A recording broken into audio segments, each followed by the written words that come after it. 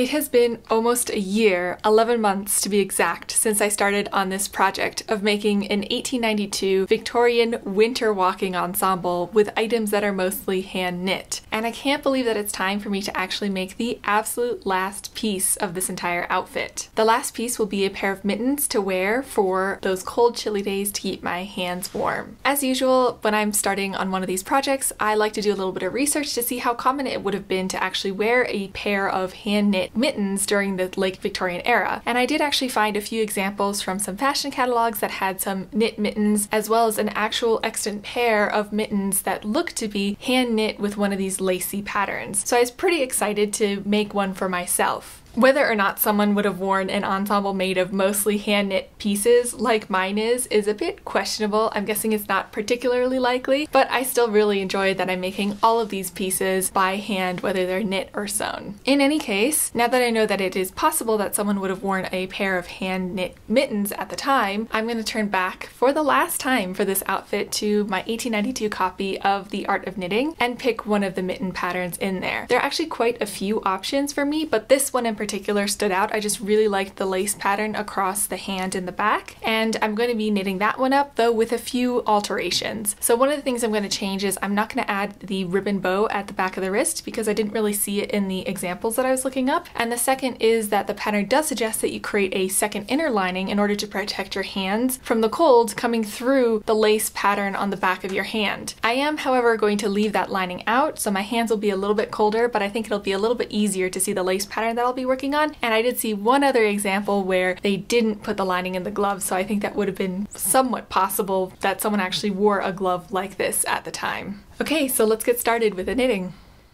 The yarn that I'll be using for this project is Knit Picks Gloss Lace. It's a lace weight yarn made out of a mixture of wool and silk, and it's actually the yarn that I used for my stockings as well, so my first and my last project will be made using the exact same yarn.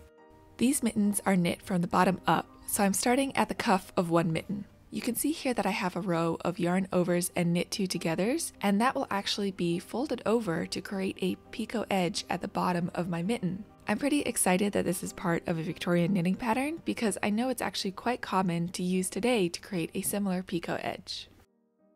After finishing the bottom edge of this mitten, it's time to work on the wrist portion. The wrist portion has an open lace pattern all the way around, which is different actually from the hand portion, which only has a lace stripe down the back. So now it's time to do a whole bunch of lace repeats until I've made enough for the length of my wrist.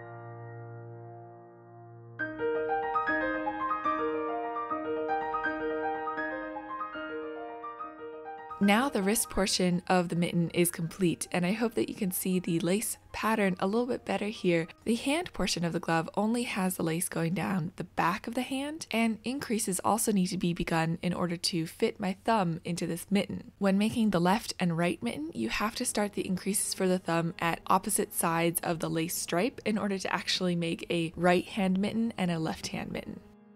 I'm using stitch markers in order to mark where I'm increasing for the thumb to make sure I don't accidentally increase on the wrong side of my lace stripe. I'm making the right hand mitten here, and I'm going to be increasing all the way up the mitten in order to create a wide enough place for my thumb to fit comfortably. Now that all of my increases for the thumb are complete, I actually have to move all of the stitches for the thumb onto a scrap piece of yarn and create a gusset for the point where my thumb meets the rest of the hand on the mitten. I'll be working on the thumb stitches after I've completed all the rest of the hand.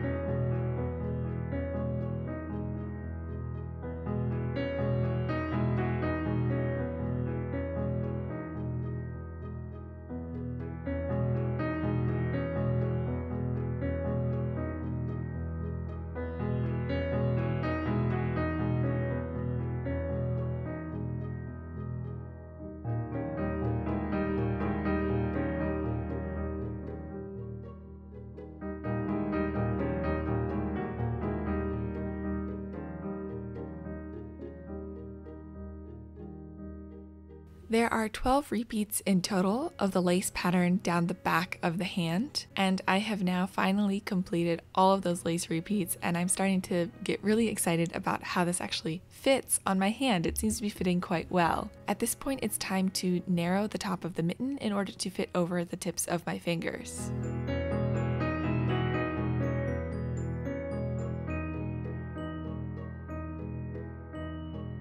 One of the most satisfying things to me is trying on a piece of knitting as I'm working on it and seeing that it fits so well, especially with this pair of mittens because I'm using 1.25mm needles or quadruple zero needles, and it's taken quite a long time to get this far even on just one mitten. I only have the thumb left and I'm really excited to feel like I'm getting really close to finishing up on this hand. In order to finish the thumb of this mitten, I have to pick up all the stitches off of the scrap piece of yarn onto my needles and work as much length as I need in order to actually fit my entire thumb and decrease for the top.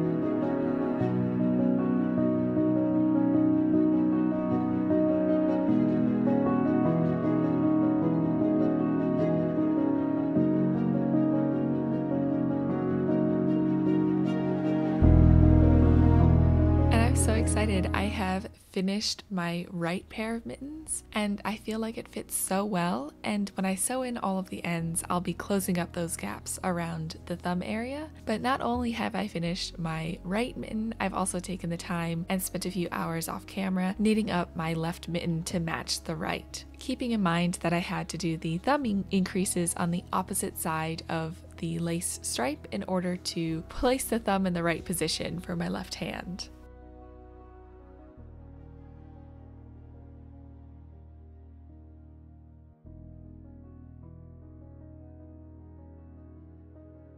As these mittens have a lace pattern on the back of the hand and at the wrists, I've decided that it would probably be best to block them. So I've soaked them in cold water, and then I also created a template from cardboard of my hands for these mittens in order to stretch out the lace slightly and open it up.